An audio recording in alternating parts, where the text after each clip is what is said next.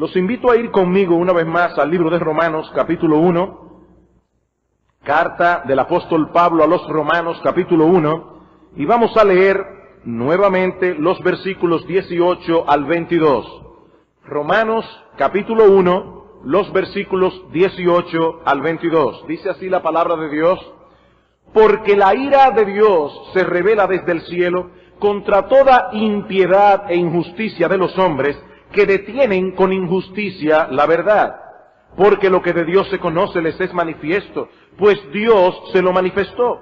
Porque las cosas invisibles de Él, su eterno poder y deidad, se hacen claramente visibles desde la creación del mundo, siendo entendidas por medio de las cosas hechas, de modo que no tienen excusa. Pues habiendo conocido a Dios, no le glorificaron como a Dios, ni le dieron gracias, sino que se envanecieron en sus razonamientos, y su necio corazón fue entenebrecido, profesando ser sabios, se hicieron necios. La semana pasada nosotros estuvimos considerando este pasaje de las Escrituras que Pablo utiliza como punto de partida para explicar la necesidad universal del Evangelio. Todos los hombres necesitan la salvación que el Evangelio ofrece, porque el problema que el Evangelio resuelve es universal. Y la tesis de Pablo en este pasaje es sumamente clara. Dios ha dado al hombre suficiente evidencia acerca de sí mismo, a la vez que le ha dado la capacidad de interpretar adecuadamente la evidencia.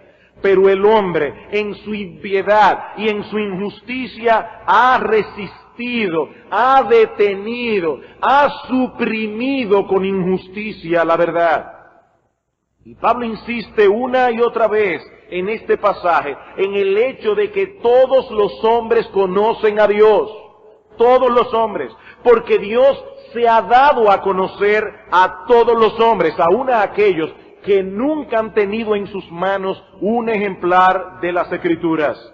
En el versículo 9, Pablo dice que lo que de Dios se conoce les es manifiesto, pues Dios se lo manifestó. ¿Cómo? A través de las cosas creadas, a través de las cosas visibles. El invisible se ha dado a conocer. Eso es lo mismo que dice el salmista en el Salmo 19. Los cielos cuentan la gloria de Dios. El firmamento anuncia la obra de sus manos. Un día emite palabra a otro día. Una noche a otra noche declara sabiduría. Y dice el salmista, es verdad que no hay lenguajes ni palabras, ni es oída su voz, pero por toda la tierra salió su voz, y hasta el extremo del mundo sus palabras. Nadie puede decir que no ha escuchado a ese predicador. Los hombres conocen a Dios. Versículo 21, dice Pablo, pues habiendo conocido a Dios, no le glorificaron como a Dios, ni le dieron gracias. Ellos conocen a Dios. Versículo 28, y como ellos no aprobaron tener en cuenta a Dios. En otras palabras, Pablo está diciendo, ellos poseen el conocimiento de Dios, pero rehúsan reconocerle como tal. Ellos no aprobaron tener en cuenta a Dios. Versículo 32. Quienes habiendo entendido el juicio de Dios, que los que practican tales cosas son dignos de muerte, no solo las hacen, sino que también se complacen con los que las practican. Pablo está diciendo aquí que todos los hombres traen de fábrica una conciencia moral. Todos los hombres, no importa el lugar del planeta donde vivan, todos los hombres tienen una impronta, una marca en sus conciencias de que existe lo bueno, de que existe lo malo, de que lo malo merece ser castigado, lo bueno debe ser recompensado. ¿Y saben qué es eso, hermanos? Eso es parte del conocimiento innato que Dios ha puesto en todo hombre. No solo de que Él existe. Y no olviden, hermanos, que Pablo está hablando aquí de personas que nunca en sus vidas han leído la Biblia. Él dice, ellos conocen el juicio de Dios, lo conocen. No solo que Dios existe, sino que Él es el gobernador moral del universo. Los hombres saben eso. Tienen un sentido de moral y de justicia. Pero el hombre en su soberbia y en su pecado se opone a ese conocimiento. Le desagrada profundamente la idea de tener que postrarse ante Dios, de tener que reconocer que depende de Dios, y mucho más le desagrada la idea de tener que hacer su voluntad. Habiendo conocido a Dios, no le glorificaron como a Dios, ni le dieron gracias. Y es por eso que en su impiedad y en su injusticia los hombres detienen con injusticia la verdad. Leí recientemente algo que escribió J. Budziszewski. Niños, no traten de aprenderse ese nombre. Budziszewski es un profesor de leyes y de filosofía que en un momento de su vida rechazó la fe de la juventud. Él fue criado como creyente en un hogar cristiano, pero llegó a ser ateo. Y dice él, algunos años después de desertar de la fe cristiana de mi juventud, fui ateo. Así que conozco el asunto desde adentro. Claro está, el conocimiento desde dentro no es siempre superior al conocimiento desde fuera. Un drogadicto no entiende mejor su adicción que su doctor, porque él está atrapado en ella. Tampoco recomendamos el suicidio para un mejor entendimiento de lo que es la muerte autoinducida. El entendimiento propio del ateo, dice este autor, tiene una limitante muy similar al autoentendimiento del adicto o de la persona que trata de suicidarse. Él dice aquí en este escrito que el adicto es una persona que está autoengañada. Usted habla con un adicto y dice, no, yo no soy adicto, yo la uso cuando quiero y cuando quiero la dejo. Es una persona engañada, es lo mismo que un alcohólico. Es muy difícil hacerle ver a un alcohólico que es alcohólico. El adicto está autoengañada y dice él, el ateo también lo está.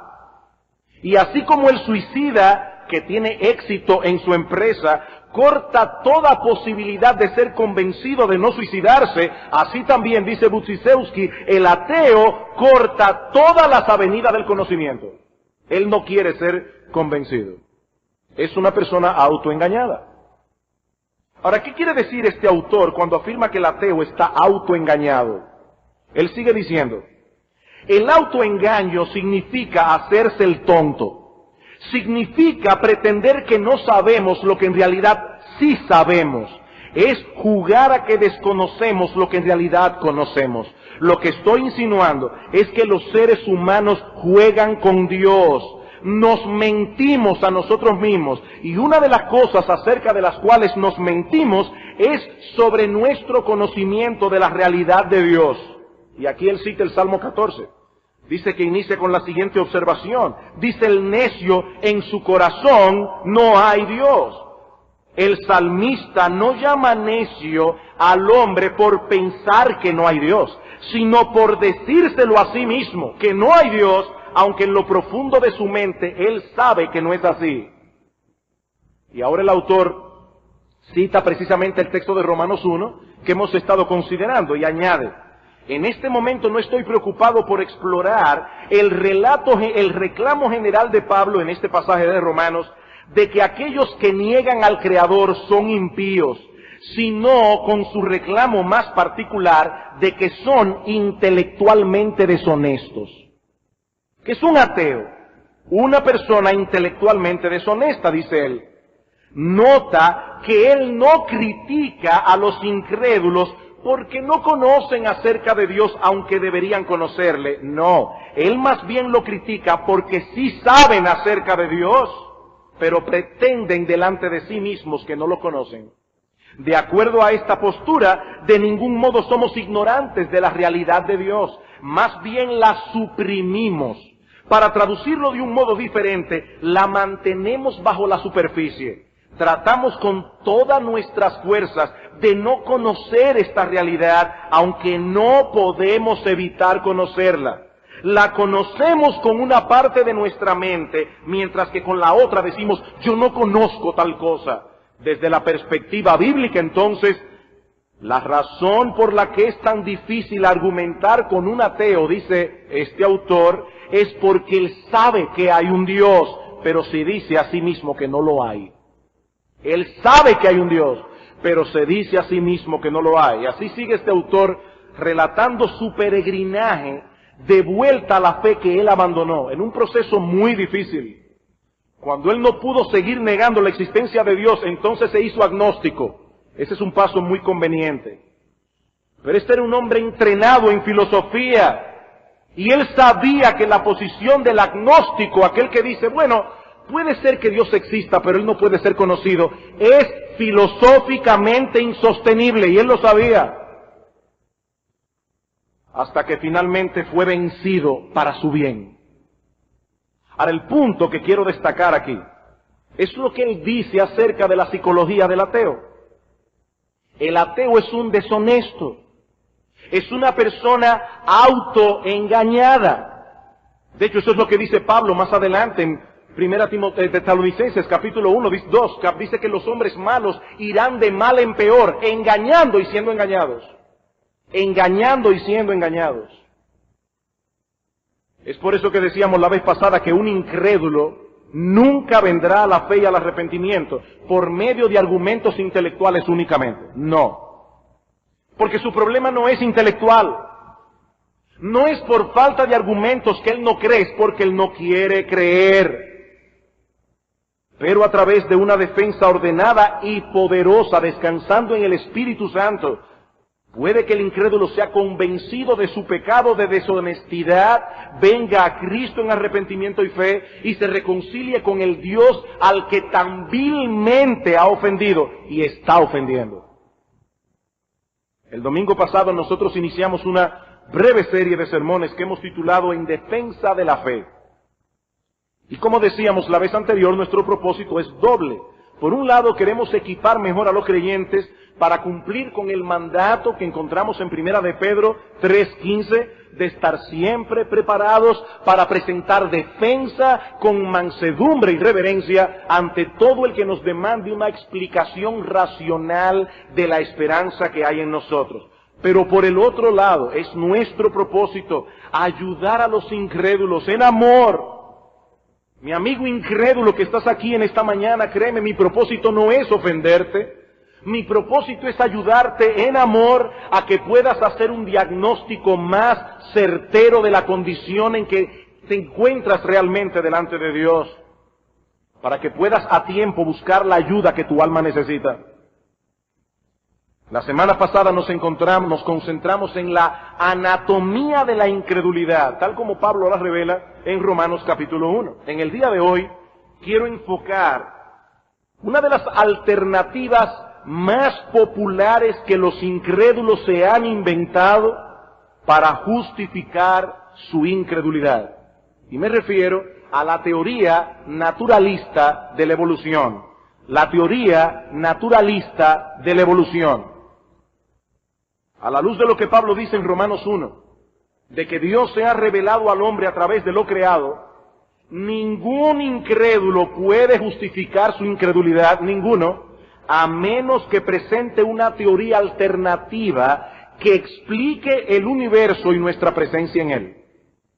El incrédulo está obligado a presentar una teoría alternativa del universo y de nuestra presencia en él. Una teoría que no tenga que recurrir a la existencia de un Dios personal y todopoderoso.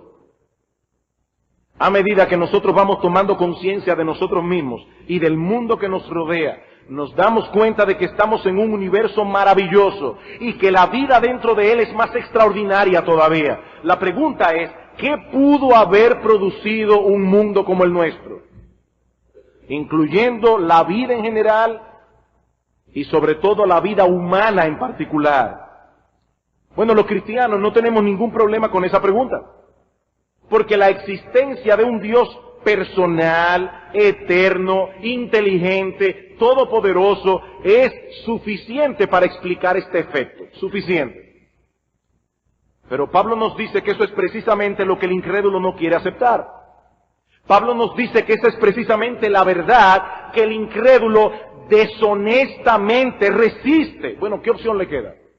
En su deshonestidad, ¿qué opción le queda al incrédulo? Bueno, le queda la opción del naturalismo, que es a lo que quiero centrar o considerar en el resto de este estudio. Veamos entonces en primer lugar, y trataré, hermanos, vamos a estar manejando datos aquí, trataré de ser lo más claro que se pueda en un proceso de argumentación como este. Pero veamos en primer lugar, ¿qué es el naturalismo? ¿Qué es el naturalismo?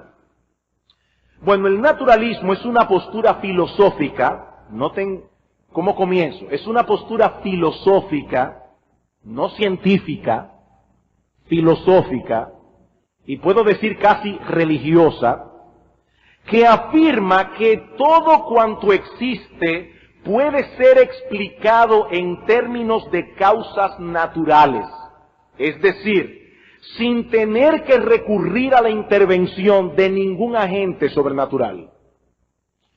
Hermano, vamos a suponer que un día tú vas manejando tu carro, te olvidaste de echarle gasolina, no querías pararte en la bomba y te dieron la hora de que cerraran las gasolineras. Y de repente en una esquina el carro hace así, pop, pop, pop, pop, pop, y se te apaga. Bueno, tú como una persona sensata miras el marcador de la gasolina y llegas a la siguiente conclusión científica: me quedé sin gasolina. El carro se detuvo porque el tanque de gasolina quedó vacío. Eso es una explicación racional, científica del asunto. Tú haces una hipótesis, una teoría, la confirmas, sí está vacío y el carro no se mueve sin gasolina. Ahora, ¿qué pasa, mi hermano, si tú llegas al parqueo donde tú dejaste tu carro y encuentras las 4 gomas pinchadas, cada una de ellas con un cuchillo metido en cada goma? Bueno, ahí ya no cabe ninguna explicación científica, sino personal. ¿Qué quiero decir con una explicación personal? Que tú tienes que llegar a la conclusión de que alguien intencionalmente te pinchó la goma por alguna razón. Bien, la pregunta es, aquí está el universo. ¿Qué explicación le damos a su existencia, científica o personal?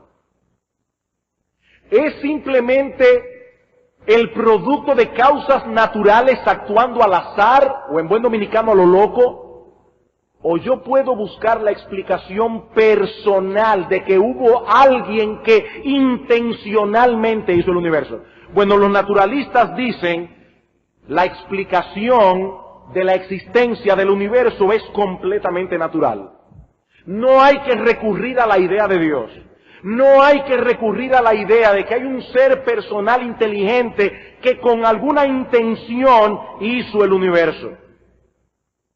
Y aunque el naturalismo es una filosofía muy antigua, algunos de los filósofos griegos que vivieron antes de Platón eran naturalistas, sin embargo, lo cierto es que la teoría de la evolución de Darwin le dio un fuerte impulso a esta filosofía, un impulso que ha perdurado hasta el día de hoy.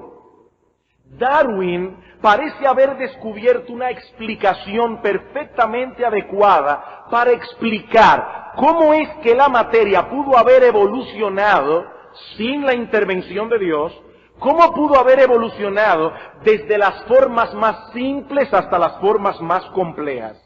¿Cuál es la explicación de Darwin?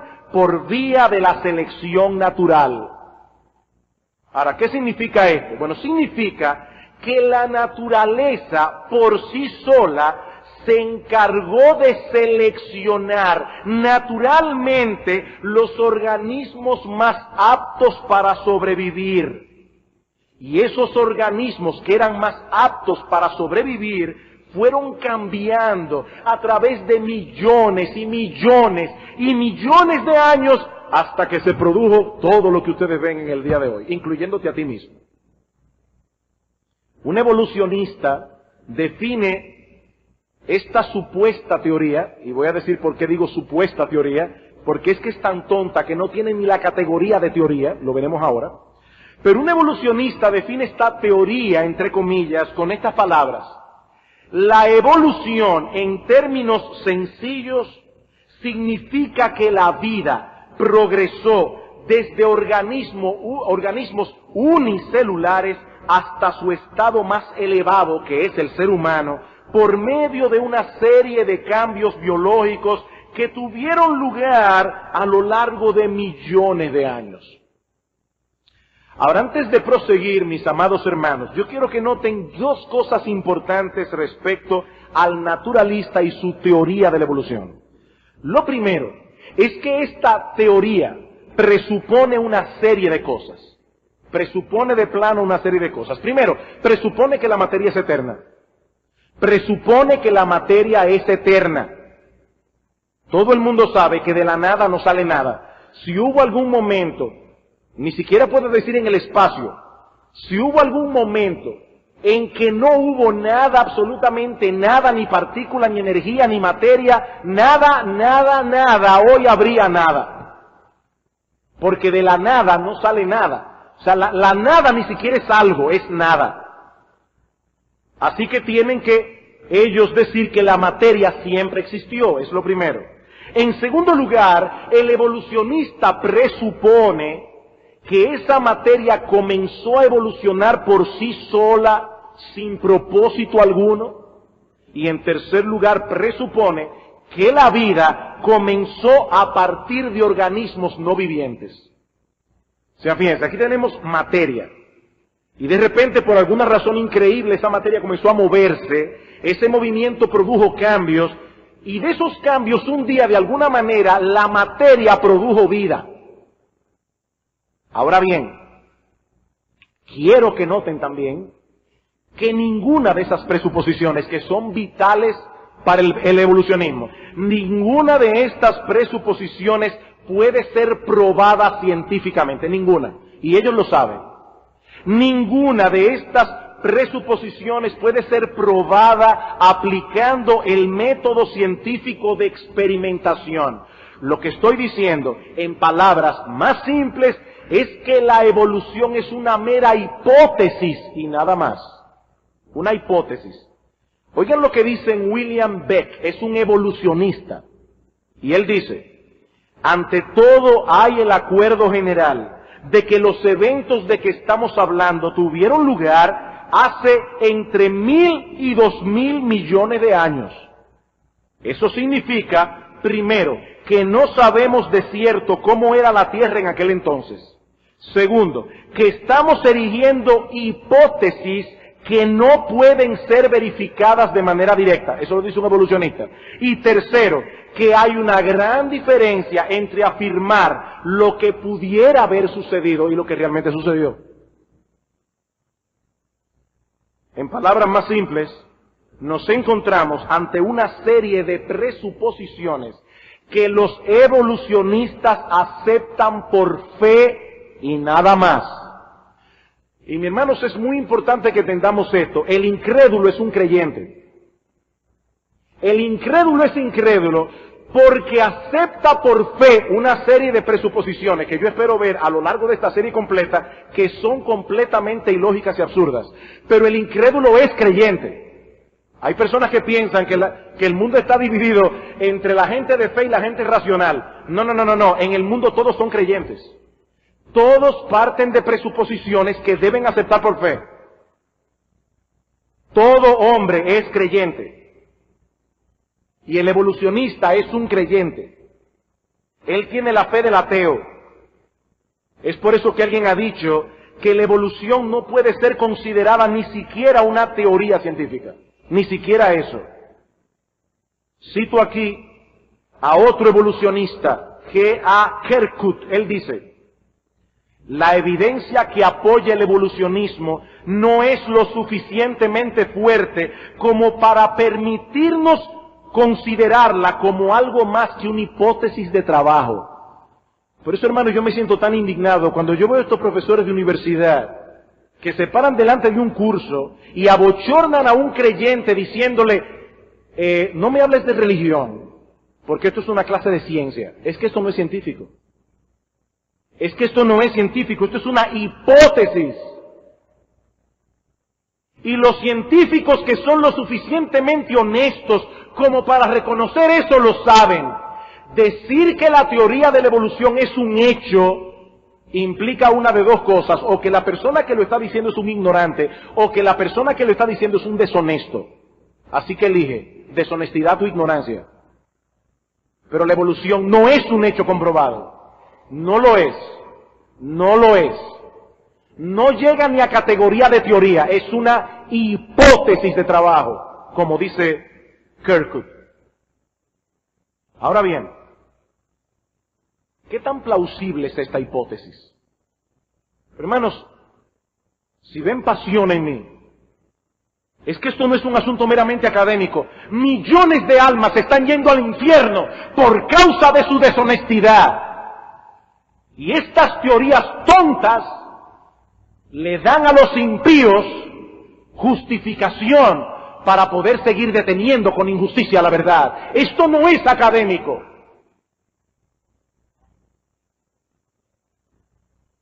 ¿Es la evolución tan genial como algunas personas presuponen? ¿Por qué esta teoría es tan popular? ¿Porque se apoya en la ciencia? ¿O porque es un instrumento aparentemente efectivo para detener con injusticia la verdad? ¿Por qué es tan popular? Eso nos lleva a mi segundo encabezado. Hemos visto ya qué es el naturalismo. Veamos ahora en segundo lugar, ¿qué tan plausible es esta teoría? ¿Qué tan plausible es esta teoría? O esta hipótesis de trabajo.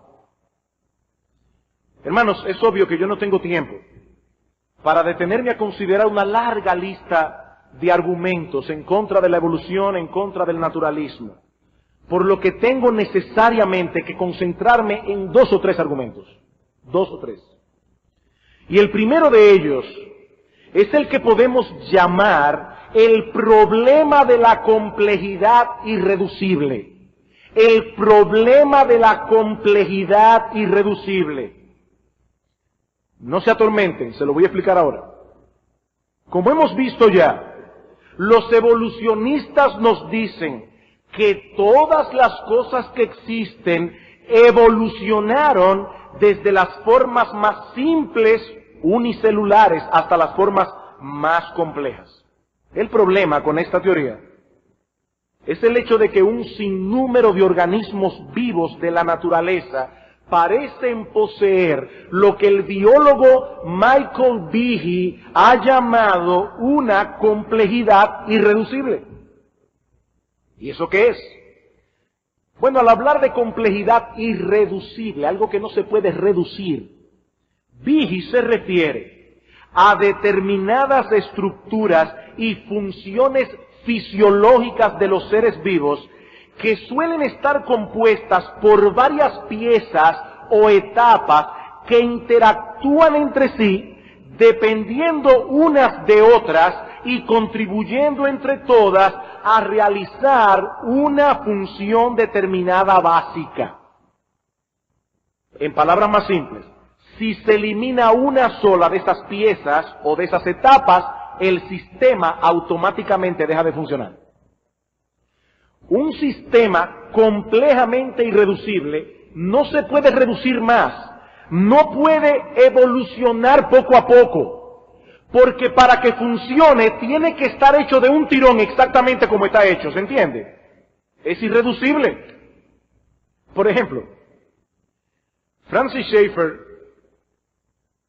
se pregunta lo siguiente: supongamos que un pez desarrolla pulmones.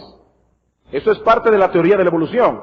Dice que nosotros salimos del agua, hubo un mar primigenio donde fue que esos conjuntos de cosas y factores químicos de repente produjeron la vida.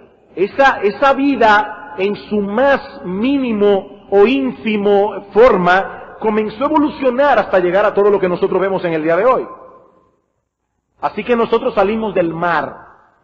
La pregunta de Schaeffer es: supongamos que un pez desarrolla pulmones. ¿Qué sucedería? ¿Pasaría a la siguiente fase de evolución? Dice, no, se ahogaría. O sea, aquí está este pez evolucionando, ¡pra!, y le sale pulmones. ¿Y cómo se hace ahora? ¿Por qué él está en el mar? Para que un animal acuático se vuelva terrestre, tiene que volverse terrestre de un solo tirón. Eso no puede evolucionar. Eso no puede evolucionar. Y así yo puedo citar un montón de ejemplos.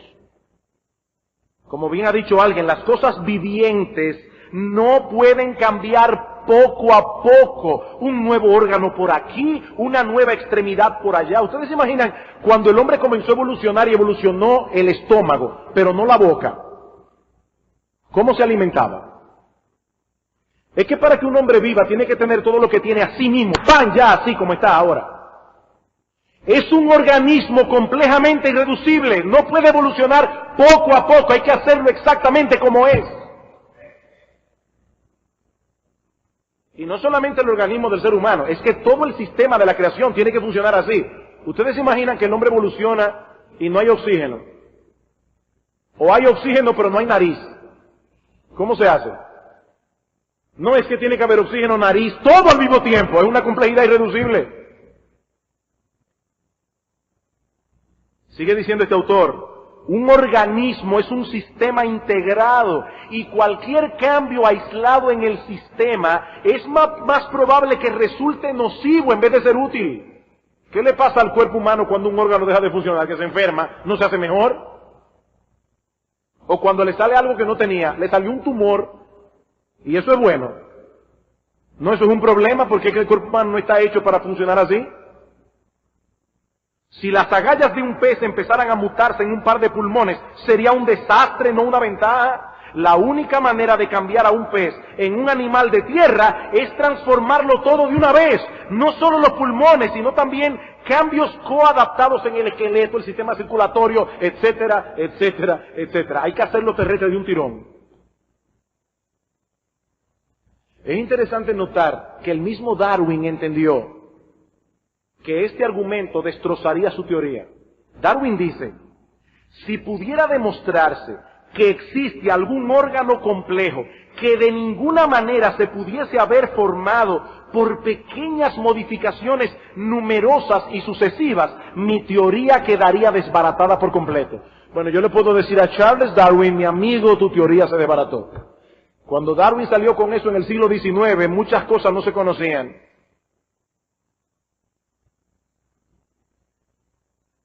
El ojo humano. Escuchen lo que pasa para que el ojo humano pueda ver. El ojo, que por cierto preocupaba mucho a Darwin, es en efecto uno de tales sistemas complejamente irreducibles. Cuando un simple fotón de luz penetra en él y choca con una célula de la retina, se pone en marcha toda una cadena de acontecimientos bioquímicos en la que intervienen numerosas moléculas específicas como enzimas, coenzimas, vitaminas e incluso iones como el calcio y el sodio. Si una sola de las precisas reacciones se interrumpen, la visión normal resulta imposible e incluso puede sobrevenir la ceguera. Para que un ojo pueda ver, todo lo que el ojo tiene que funcionar al mismo tiempo. Es un órgano complejamente irreducible.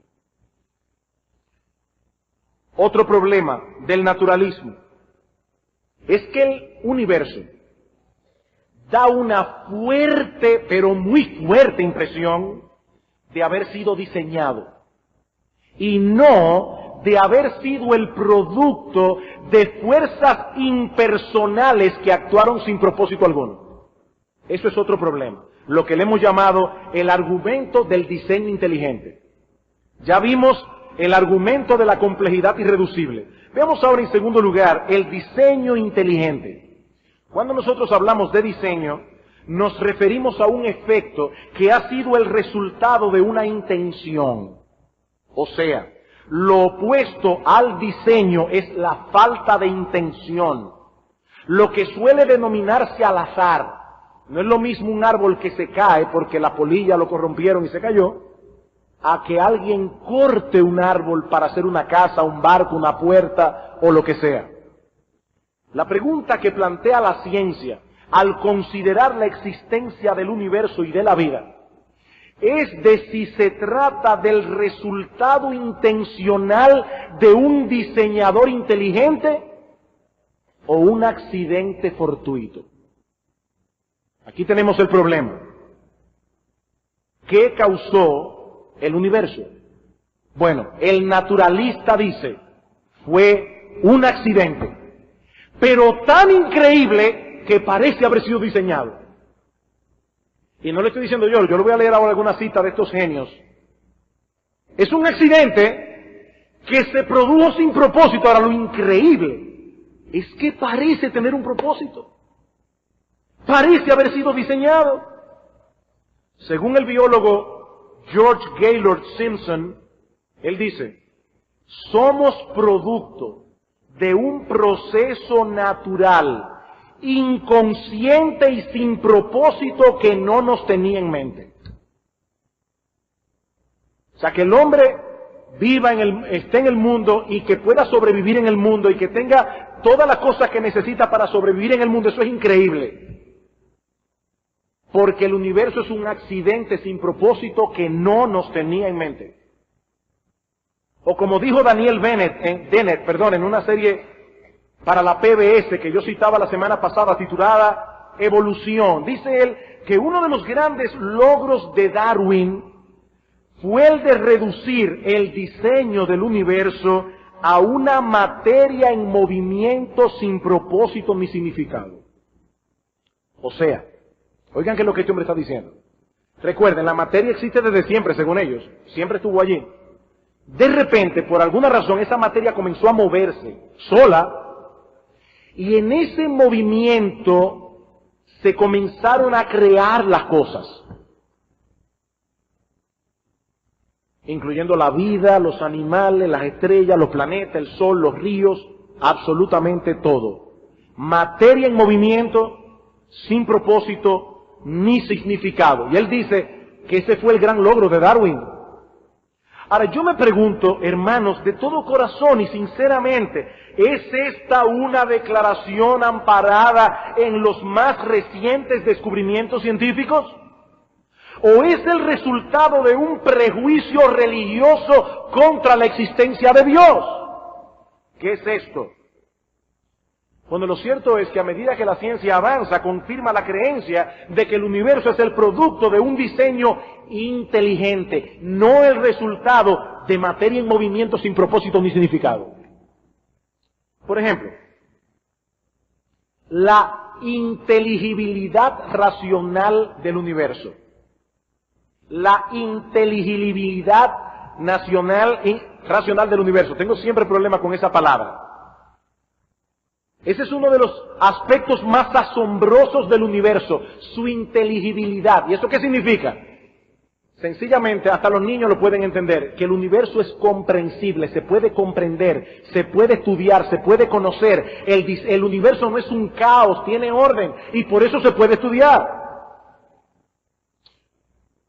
Vamos a suponer que una persona aquí es pintor de casas, y dejó un cubo de pintura en la sala de su casa, y su niño de 3 años entró corriendo como una tromba por la puerta, le dio una patada al bote de pintura, se manchó el piso, y ahora viene un genio de arte a querer interpretar la mancha de la pintura. Eso sería una insensatez, porque esa mancha no puede ser estudiada, porque no hay nada allí que estudiar, es una mancha accidental. Bueno, si el universo es el producto de un accidente, sería exactamente igual a esa mancha. No habría nada que estudiar. Es un accidente. Decía Albert Einstein que lo más incomprensible del universo es que es comprensible. Lo más incomprensible del universo es que es comprensible. Y es comprensible porque lo hizo un ser comprensible. No es un accidente. Cuando Picasso pintaba una de sus pinturas cubistas, como las famosas señoritas de Aviñón, que como dijo una vez alguien, ni eran señoritas ni eran de Aviñón, pero un cuadro muy famoso. Usted puede no estar de acuerdo con esa pintura, puede no gustarle esa pintura, pero esa pintura la hizo alguien con un propósito inteligente. Y las señoritas de Aviñón pueden ser estudiadas. Hay algo que estudiar allí. Aunque una persona que no conozca de arte no la va a entender. Bueno, el universo puede ser estudiado, y puede ser estudiado porque es un universo racional. El naturalista tiene que responder esta pregunta. ¿Cómo es que el caos produjo orden? ¿Cómo es que átomos que se mueven sin propósito produjeron tantas cosas con propósito? ¿Cómo es eso?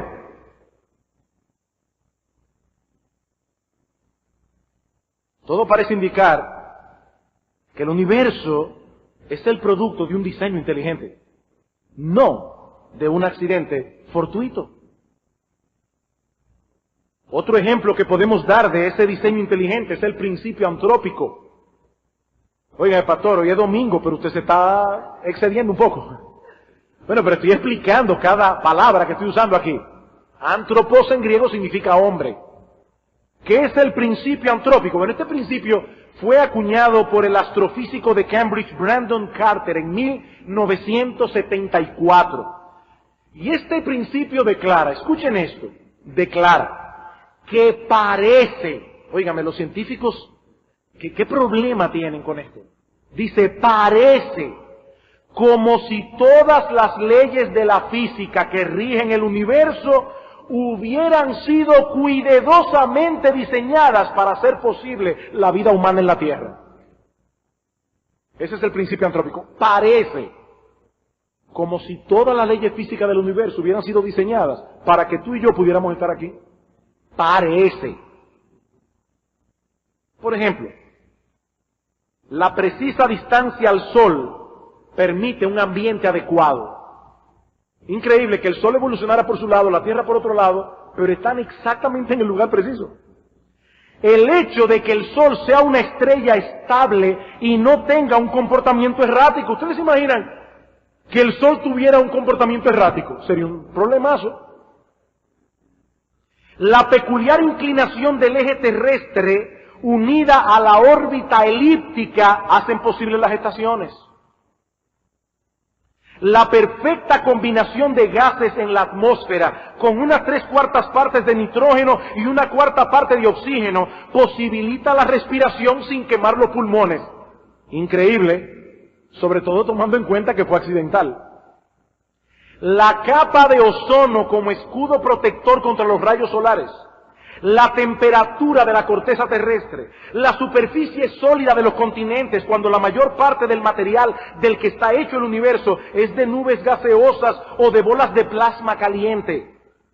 Las singulares propiedades del agua, etcétera, hacen de la biosfera un diminuto oasis en la inmensidad del gran desierto que es el universo. Los científicos están tratando de descubrir vida en algún otro planeta. Pero resulta que no lo han podido descubrir, porque este es el único planeta que reúne todas esas condiciones para que nosotros podamos estar aquí. Eso es el principio antrópico. Y hermanos, ejemplos como esos abundan en nuestro universo, abundan, a tal punto que el evolucionista Paul Davies, y esto sí que me llamó la atención, Paul Davies es un evolucionista muy fuerte, es forzado a decir, parece, otra vez la palabrita, parece, como si alguien hubiera ajustado de manera precisa los números de la naturaleza para crear el universo. La impresión de diseño es abrumadora. La impresión es abrumadora. O sea, uno lo ve y oígame, de verdad que parece haber sido diseñado, pero lo increíble es que no fue diseñado, que es un accidente.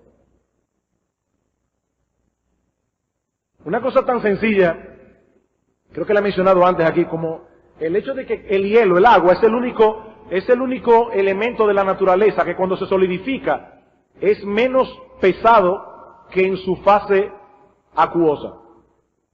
Ahora, ¿ustedes se imaginan qué pasaría si el hielo, para hablar en un lenguaje más sencillo, fuera más pesado como hielo que como agua? O que cada vez que llegara el invierno y se congelaran los ríos y los lagos y los mares, esas capas de hielo bajarían a la superficie y mataría toda la vida debajo. Pero lo increíble es que accidentalmente el hielo flota cuando se solidifica. Y aún en el invierno, la vida marina es posible, o en los ríos, o en los lagos. Otro argumento de diseño inteligente, el código genético. Nosotros vimos algo de esto la vez pasada y decíamos que siempre que se habla de información, se presupone algún ser inteligente que origina y transmite la información. Siempre. Uno de los problemas que enfrentan los naturalistas es que al estudiar la materia viva, la ciencia ha podido constatar que está llena de información. Llena de información.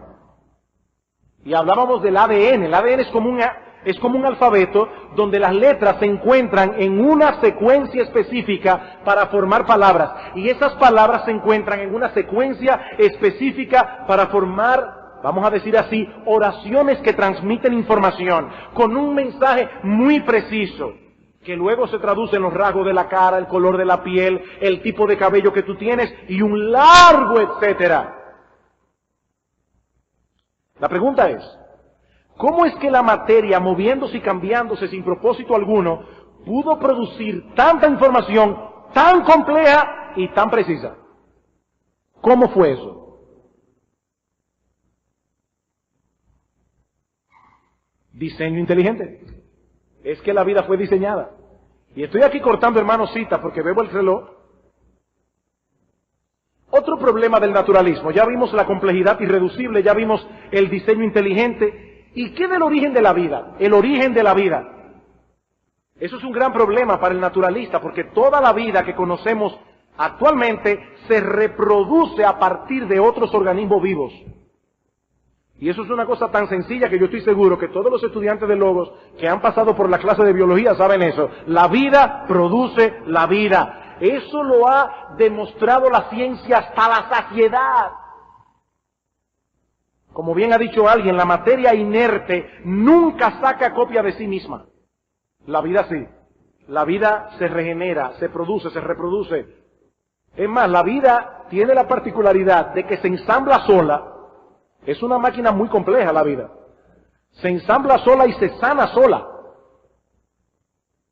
Los científicos han querido inventarse alguna máquina que se pueda sustentar sola, que se pueda arreglar sola. No han podido.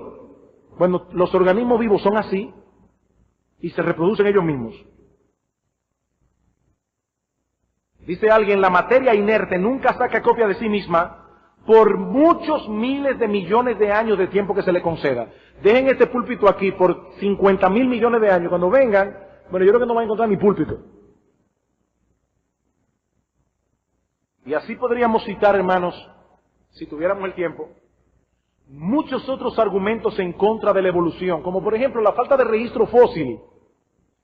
Darwin decía, óyeme, qué extraño que habiendo evolucionado el mundo yo no encuentre esos registros fósiles, no los hay. Y han habido muchos fraudes, todos esos del hombre de Neandertal, de la famosa Lucy, ahora yo no me acuerdo todos los nombres, el Anthropithecus, etcétera, y un largo etcétera. Muchos de ellos han sido un fraude comprobado. En estos días leí una teoría increíble y dada por un hombre de ciencia como Sir Francis Crick, que ya lo mencioné la semana pasada, le dio el premio Nobel. Él fue que descubrió junto con James Watson la cadena espiral del ADN, un científico muy inteligente. ¿Saben la teoría de Francis Crick para explicar por qué sí hubo una evolución pero no hay registro fósil? Muy sencilla, dice, es que la vida humana, o la vida, no evolucionó en este planeta, evolucionó en otro. Y allá sí está todo el registro fósil completo, pero no aquí obviamente. Cuando la vida ya llegó a ser tan inteligente, viajaron al planeta Tierra, la plantaron aquí, y por eso es que nosotros no vemos evolución, sino que vemos a la gente y todas las especies tal como eran desde el principio. Ahora, si eso me lo hubiera dicho otra persona, yo digo, mira, qué buena novela de ciencia ficción, pero resulta que es Sir Francis Crick, premio Nobel. Profesando ser sabios se hicieron necios. ¡Necios! Aparte de que esa teoría tiene un problema, y es que la vida, donde evolucionó la vida, tendría que haber sido exactamente igual a este planeta. Cosa que hasta ahora los científicos no han descubierto en ninguna parte. El registro fósil es un problema. El problema de las mutaciones generalmente son dañinas.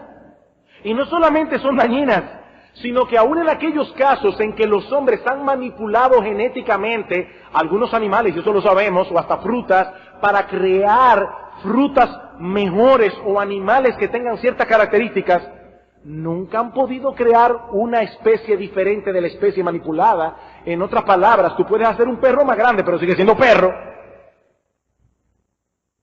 Las especies están limitadas a su propia especie. ¿Saben por qué? Por el ADN. El ADN no permite de ninguna manera que una especie se cambie en otra. No lo permite.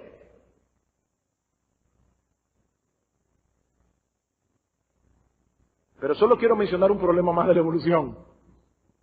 Tengo que aguantar la emoción.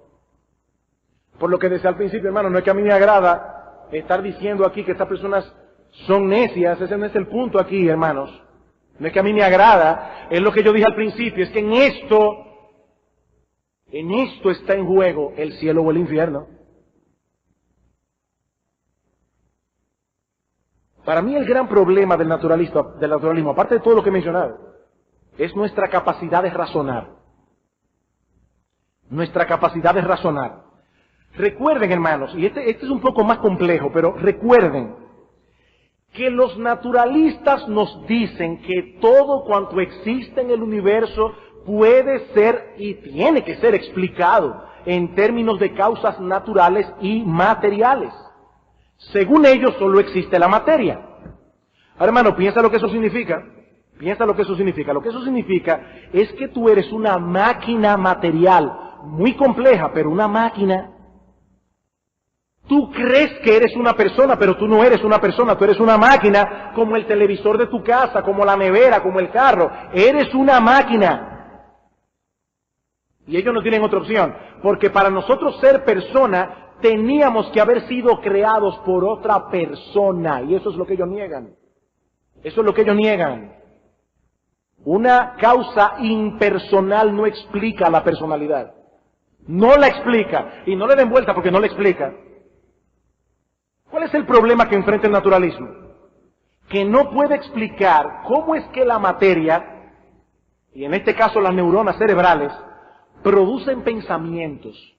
El pensamiento es algo real, pero no es tangible, no es material. ¿Cómo es que el hombre puede razonar? ¿Cómo es que ese razonamiento encaja con lo que pasa allá afuera? O sea, yo puedo conocer la realidad que está allá afuera. Bueno, otra vez Sir Francis Crick dice, mira, es difícil, pero eso es una ilusión. Es una ilusión. Tú crees que razonas, tú crees que piensas, pero eso es una ilusión creada por las neuronas cerebrales. Ahora, miren el problema que esta teoría causa. Y yo no me quiero meter en otra que es todavía peor, la famosa teoría de los memes. Richard Dawkins, en el libro El gen egoísta, dice que así como los seres evolucionaron, así también un día, por un cortocircuito neuronal, surgió una idea en una mente humana. Así como la vida, que no se puede explicar cómo surgió, de repente un día surgió una idea, ¡pum! Y esa idea comenzó a evolucionar y a crear otras ideas, y de allí es que salen todos los pensamientos, son memes. Ahora, los memes, según ellos, se heredan como los genes. La palabra meme viene del griego meme, que significa memoria. Se heredan como los genes. Ahora, esos memes no corresponden con la realidad, son solamente ideas que evolucionaron, que pueden ser verdad, pueden ser mentira. Eso quiere decir que yo no puedo estar seguro de nada de lo que creo, porque lo que yo creo es un meme. Ahora yo le digo a ellos, es que el problema es que entonces eso también es un meme. Un meme en el que tú no puedes estar seguro. Y todo simplemente por no decir nos hizo un ser inteligente. Ese es todo el problema. Todo el problema. Ahora bien, el filósofo norteamericano Richard Taylor ilustra el problema con este ejemplo. Yo espero que aquellos que no han entendido todavía cuál es el problema lo entiendan ahora. Vamos a suponer que al llegar a cierto lugar, los pasajeros de un tren descubren al pie de una colina un conjunto de piedras ordenaditas de tal manera que forman las siguientes palabras: la compañía de trenes británica, le da la bienvenida a Gales. Unas piedras. Bien, esa formación rocosa tiene dos explicaciones solamente. O se formó de una manera natural, temblores de tierra, deslizamiento de roca, comenzaron a caerse e increíblemente cayeron una encima de la otra hasta formar el letrero que dice la compañía de trenes británica le da la bienvenida a Gales. Es una posibilidad, muy remota, pero es una posibilidad. La otra posibilidad es que alguien inteligente, con una intención, haya tomado las piedras y haya hecho el letrero de piedra, ¿verdad? Es la única opción. Bien, supongamos que basados en esa formación rocosa, los pasajeros del tren suponen, infieren que ellos se encuentran en Gales.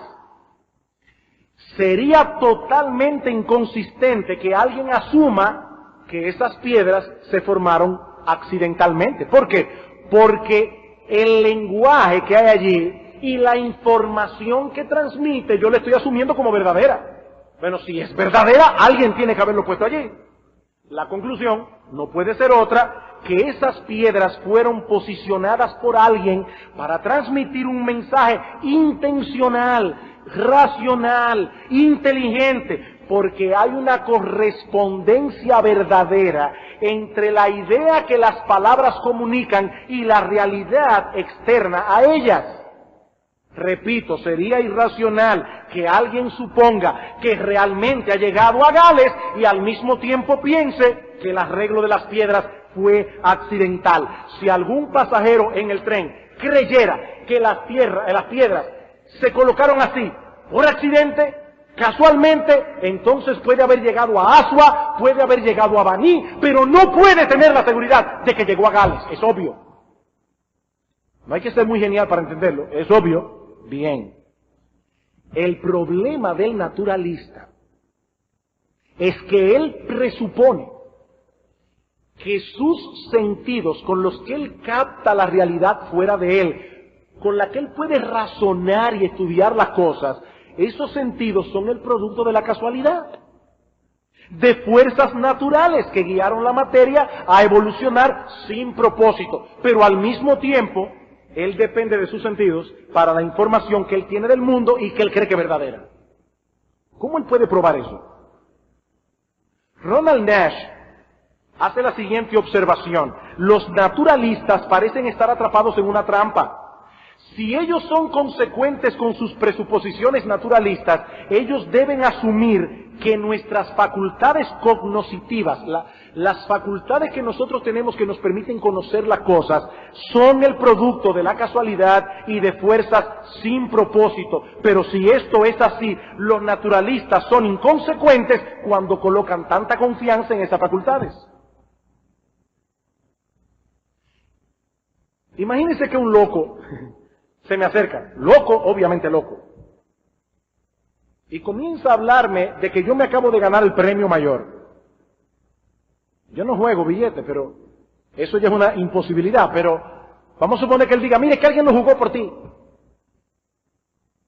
Pero el individuo está loco de atar. Y conjuntamente con eso me dice que él es Napoleón, que él vino en una nave terrestre, del espacio y todo eso. ¿Debo yo creerle a este hombre?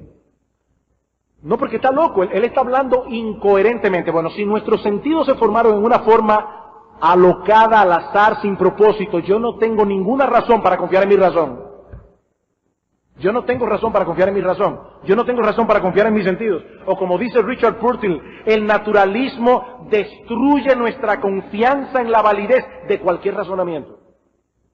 De cualquier razonamiento, incluyendo el razonamiento que pudiera llevarnos a adoptar las teorías naturalistas o cualquier teoría. Así que las teorías naturalistas son autodestructivas, como el hombre que corta la rama en la que está sentado.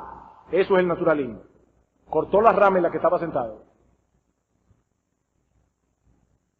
He aquí, mis hermanos, lo que queda de uno de los más populares ardides del mundo incrédulo para evadir lo que parece obvio, que los cielos cuentan la gloria de Dios y el firmamento anuncia la obra de sus manos, que las cosas invisibles de Él, su eterno poder y deidad, se hacen claramente visibles por medio de las cosas hechas, de modo que no tienen excusa. En el día del juicio nadie, absolutamente nadie, escúchame mi amigo, nadie podrá alegar ignorancia en aquel día. En estos días estaba pensando y entendí por primera vez, en mi vida cristiana entendí por primera vez por qué existe el infierno. ¿Por qué existe el infierno? Ahí está Dios, el Todopoderoso, que ha hecho un mundo claramente diseñado por Él. Y le ha dado al hombre la capacidad de entender eso. Y este hombre en su pecado, en su deshonestidad, en su soberbia, detiene con injusticia la verdad. Y ese Dios es tan misericordioso que envió a su propio Hijo a morir en una cruz por nuestros pecados, incluyendo el pecado de deshonestidad. Y aún así sus criaturas se atreven a ofender y a insultar a Dios en su misma cara. No, yo entiendo por qué existe el infierno. Perfectamente. La incredulidad no es el producto de una inteligencia funcionando racionalmente. No, 1000 veces no. La incredulidad es el producto de un razonamiento pecaminoso que maneja con deshonestidad la evidencia. El incrédulo es un deshonesto y prueba de ello es que él no puede vivir coherentemente con la filosofía que él dice creer. Él no puede. Si es verdad que somos el producto de una evolución casual, entonces la vida ni tiene propósito ni tiene significado, evidentemente. Sin embargo, el incrédulo se pasa la vida entera tratando de encontrar un propósito y un significado, porque en el fondo de su corazón, él sabe que eso que él cree no es verdad, él lo sabe. Es un deshonesto. Pensaba en Sartre en estos días, existencialista, dice, la vida no tiene propósito, pero se inscribe en el Partido Comunista. Dice, no hay moral, no hay justicia. ¿Y para qué te inscribes en el Partido Comunista entonces? Para supuestamente promover la justicia social. ¿Qué justicia social? Si este mundo evolucionó de la casualidad, entonces no tenemos base ni para hablar de moral ni para hablar de justicia. Porque para que exista lo bueno y lo malo, tiene que haber alguien que determine qué es bueno y qué es malo. Y tiene que ser un legislador que tenga derecho sobre todas sus criaturas. Porque si no, lo que es bueno para ti no es bueno para mí, no hay manera de definir eso. Ahora yo me pregunto, ¿los incrédulos viven consistentemente con eso? No, no viven consistentemente con eso. Cada vez que un incrédulo dice, eso no es justo, está diciendo un disparate. Cada vez que un incrédulo dice que algo no fue justo, está reconociendo que hay una norma de justicia por encima de los hombres y está diciendo, han violado esa norma. ¿Y quién legisló sobre esa norma si no existe un Dios inteligente y moral? No, mi amigo, sé consecuente. Si tú eres un incrédulo, no tienes ningún derecho a clamar por moral ni a clamar por justicia. Tienes que dejar que la gente te trate como le dé la gana tratarte, porque entre tú y una cucaracha no existe ninguna diferencia. Deshonestidad. Si es verdad que somos el producto de una evolución casual, entonces no tenemos base para confiar en nuestros razonamientos, no tenemos base para confiar en lo que nos dicen nuestros sentidos. Pero ¿saben qué? El incrédulo confía en sus sentidos y en su razonamiento. ¿Por qué? Porque él sabe en el fondo de su corazón que lo que él cree no es verdad. Él lo sabe. Es un deshonesto. ¿Cuál es el problema? El que Pablo declara en Romanos capítulo 1, versículo 21, pues habiendo conocido a Dios, no le glorificaron como a Dios, ni le dieron gracias, sino que se envanecieron en sus razonamientos y su necio corazón fue entenebrecido. Mi amigo, la incredulidad es peligrosa, la deshonestidad es sumamente peligrosa. ¿Sabe por qué? Porque te sumerge en un camino de necedad que entenebrece la mente. Uno de los problemas del engaño, y no olviden, el incrédulo es una persona autoengañada. Uno de los problemas del engaño es que siempre lleva a otro engaño y a otro y a otro. ¿Ustedes no han visto esa gente que hablan mentira? Que tienen entonces después que inventarse otra mentira y otra mentira y otra mentira. Eso es lo que pasa con el incrédulo. uno dice, ¿cómo es que una persona inteligente llega a creer una cosa así? Es que ha tomado el camino del autoengaño. Es lo que decía Chesterton. El problema del incrédulo no es que no cree, es que es capaz de creer en cualquier cosa. Él está en un camino de engaño, de engaño, de engaño. Es la única manera de poder sobrevivir en este mundo donde la gloria de Dios es evidente en todo lo que Él ha hecho. No hay otra forma. Un incrédulo honesto o se vuelve loco o se convierte. Un incrédulo honesto o se vuelve loco o se convierte. No hay manera de escapar de estas dos opciones. Pero mi amigo, nuestra invitación en esta mañana es que dejes de luchar con lo evidente. Deja de luchar con lo evidente, ríndete ante el Creador, reconcíliate con Él por medio de su Hijo, nuestro Señor Jesucristo. Pablo nos dice en Romanos capítulo 1 que la ira de Dios se revela desde el cielo contra toda impiedad e injusticia de los hombres que detienen con injusticia la verdad. Pero mi amigo, ese es apenas el punto de partida del mensaje del Evangelio. A donde Pablo quiere llevarnos es a la solución ofrecida por Dios, para que ese hombre que merece toda su ira pueda ser salvo. ¿Y sabes, mi amigo, lo que hizo Dios? La segunda persona de la Trinidad se hizo hombre. Y como hombre recibió sobre sí el peso de esa ira que tú mereces por tu deshonestidad y por tu incredulidad. Para que todo aquel que en Él cree no se pierda, mas tenga vida eterna, mi amigo. Mi amigo, el perdón está disponible para ti. Gratuitamente por gracia. Y no porque sea barato, sino porque alguien ya pagó su precio hasta el último centavo. Mi amigo, ven a Cristo, confiésale tu indignidad. Confiésale tu deshonestidad. Pídele que te salve. Porque las puertas de la salvación siguen abiertas de par en par, mi amigo. Mi amigo, yo te ruego con todo mi corazón, no sigas negando lo evidente. No sigas negando lo evidente. Lo que en lo más profundo de tu ser, tú sabes que es innegable. El Señor es bueno y misericordioso. Y Él te ofrece hoy por la fe el perdón de todos tus pecados y el don de la vida eterna.